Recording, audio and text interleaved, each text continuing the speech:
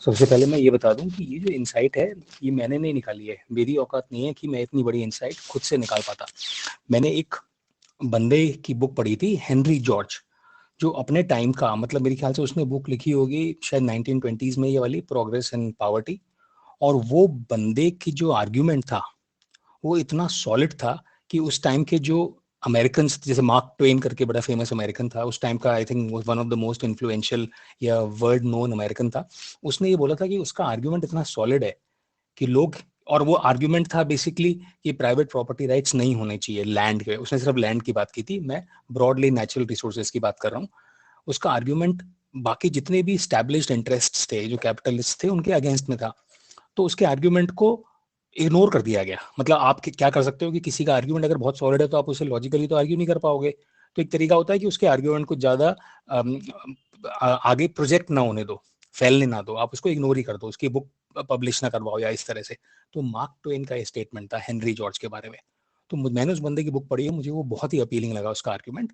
तो अब मैं इस तरह से समझाता हूँ कि एक्चुअली दो अलग अलग ऑपोजिट कैंप्स हैं, कैपिटलिज्म और सोशलिज्म, और उसका जो आर्ग्यूमेंट है वो बीच में है।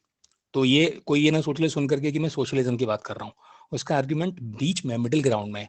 यानी कि कैपिटलिज्म में बोला जाता है कि सब चीज पे प्राइवेट प्रॉपर्टी राइट्स होने चाहिए। सोशलिज्म या कम्युनिज्म बोले उसको, उसमें कम्युनिज्म में भी बेटर वर्ड होगा कि जो प्रॉपर्टी राइट्स प्राइवेट नहीं होने चाहिए वो एक कम्युनिटी के पास होने चाहिए या कंट्री के पास होने चाहिए। अब ये जो मिडिल ग्राउंड है ये मुझे बहुत लॉजिकल लगता है और मैं समझाने की कोशिश करूंगा कैसे। उसने ये बोला कि जो नेचर है, जो भी हम प्रोड्यूस करते हैं वो नेचर से करते हैं, राइट? यानी कि लैंड हो गया, वाटर हो गया, एयर हो गया, हम इसको लैंड से ही समझ लेते हैं। बाकी ऑयल, वाटर, ये सारी चीजें, मेटल्स, मिनरल्स, ये सब रहने देते हैं, लैंड से ही समझ लेते हैं। तो हम जो भी प्रोड्यूस कर रहे हैं वो लैंड से कर रहे हैं। तो उसका ये कहना था कि लैंड के ऊपर प्राइवेट प्रॉपर्टी राइट्स नहीं हो सकते।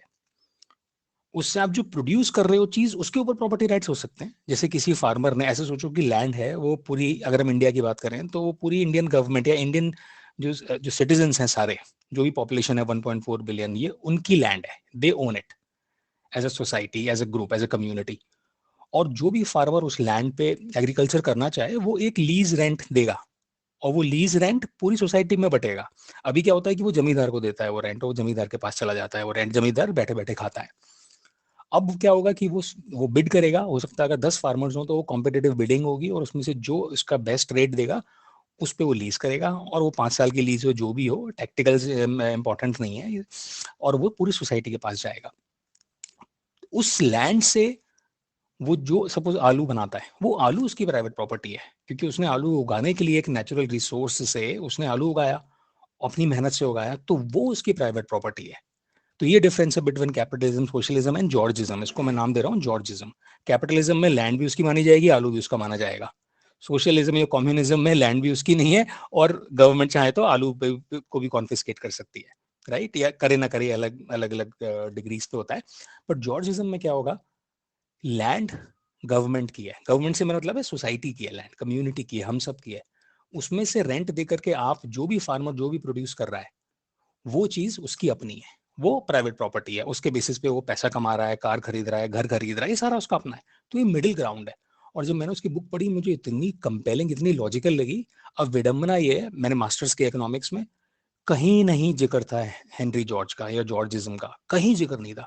और मेरे साथ के, मैंने तो ग्रेजुएशन नहीं किया इकोनॉमिक्स में, बट जो मेरे साथ के लोग थे, मैंने किसी से भी अगर डिस्कस किया, कहीं मैंने सुना ही नहीं दूर दूर तक जॉर्जिज्म। और मुझे भी उस टाइम पे नहीं पता चला जॉर्जिज्म। मैंने जब बाद में, जब मैंने एमबीए वगैरह कर लिया था, मतलब अपने मास्टर्स इन इकोनॉमिक्स करने के 5-6 साल के बाद मुझे पता चला जॉर्जिज्म नाम की कोई एक चीज़ है। और जब मैंने उसको पढ़ा मुझे बहुत अमेजिंग लगा वो आइडिया, और मेरे दिमाग में भी ये थोड़ा सा आइडिया आ रहा था कि इस तरह का कुछ होना चाहिए। अब इसका लॉजिकल रीजन क्या, क्या है मेरा, इसका लॉजिकल रीजन ऐसे समझो, एक्सट्रीम थॉट एक्सपेरिमेंट करके, कि अगर लैंड के ऊपर प्राइवेट प्रॉपर्टी हम बना देते हैं, तो कोई भी अगर कैपिटलिस्ट, कोई अमीर आदमी अगर ऐसे सोचो पूरी लैंड खरीद ले अर्थ की, या ग्रुप ऑफ कैपिटलिस्ट, तो वो लोगों से कुछ भी करवा सकते हैं, क्योंकि बाकी लोगों को खड़े होने के लिए भी जमीन चाहिए, पानी भी जमीन से ही निकलेगा, सारी हवा भी जमीन के ऊपर ही है। तो अगर कुछ पूरी कंट्रीज के जो बड़े बड़े कैपिटलिस्ट 10-10-10 मिल जाए और सारे लोग मिलकर पूरी लैंड अगर खरीद लें, अगर लैंड बायबल हो, और वो खरीद लें अगर सारी लैंड, चाहे वो भली डेट लेकर के खरीद लें, फिर तो वो मनमाने ढंग ढंग से उस लैंड के ऊपर चार्ज कर सकते हैं रेंट लोगों से। तो पॉइंट ये है कि नेचर ने हम सबको पैदा किया है, प्रकृति ने, राइट? उस प्रकृति ने ये सारे सोर्सेज दिए हैं प्रोडक्शन के, जिससे हम खाना बनाते हैं। लैंड हो गई, वाटर हो गया, मिनरल्स हो गए। तो इसका बेसिक मॉरल आर्ग्यूमेंट और प्रैक्टिकल आर्ग्यूमेंट ये है कि ये सबका होना चाहिए, जो भी इंसान पैदा हो रहे हैं उनका होना चाहिए। और ये कॉम्पिटिटिव बिडिंग होनी चाहिए, और जो उसका बेस्ट यूज निकाल पाए उसके पास वो रिसोर्स 1 साल के लिए, 5 साल के लिए लीज पे जाना चाहिए।